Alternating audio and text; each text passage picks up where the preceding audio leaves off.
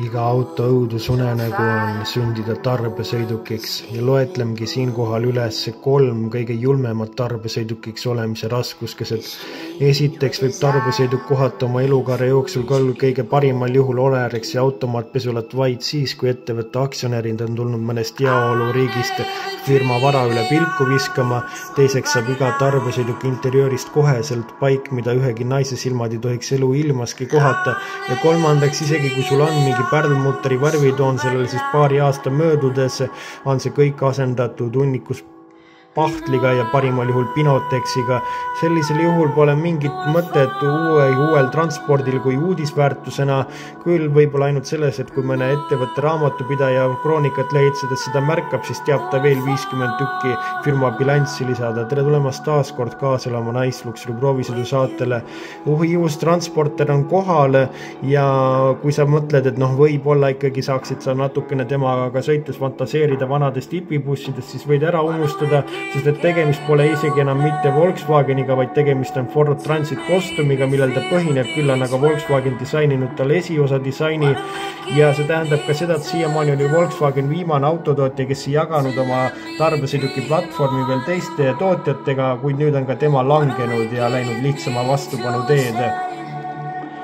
Teda on saadaval 2 pikkuses, väiksemas versioonis on ta 5 meetrit ja 15 sentimeetrit pikk, suuremas 45 sentimeetrit pikk ja on ta 15 sentimeetrit pikem ja tema urka sügavus on 2 meetrit ja 70 sentimeetrit. Tavalises versioonis või laiendatud versioonis on see lausa 3 meetrit ja euroaluse sinna toppimine on veel lihtsam, sest et on ta ka 12 sentimeetrit laiem ja saadaval ta ka karneval versioonis, mis juhul on tal olemas 9 istekohta ehk et kogu sinu pere ilusti ja lõbusalt pardale mahuks.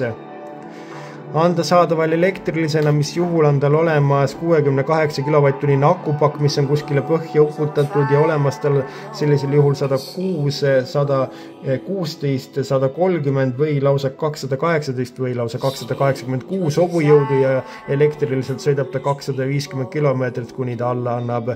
Ja saadaval ta muidugi ka endiselt diiselmootorina lõbustab ta sind 2-liitrise turbodiislina, millal 110, 150 või 180 hobujõudu varustatakse ta 6-käigulise manuaaliga või nüüd ka uue asjana 8-käigulise klassikalise automaatkäigukastiga. Ja kui siiani kurdeti, et tema baasvarustus oli ikkagi vägagi kesine, nagu oleks sattunud kiviaega, kus meist keegi elanud pole, siis nüüd on see veidikene paranenud ja nüüd on olemas seal juba baasvarustuses 12-oline digitaalne näidikupaneel ja 13-oline multimeediasüsteem. Palju juhtunud, isegi kuigi kliimapaneel on kuskil ära uputatud, olemas 230-voldine laadija sinu sülearvuti jaoks.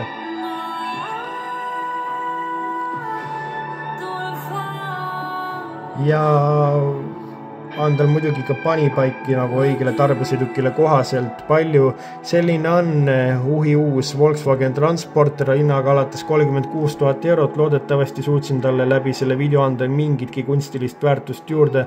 Selline oli sellekordne Naisluksuri proovisõit ja kohtume teiega juba nädala pärast seniks kohtumiseni ja liigelge ikka turvaliselt.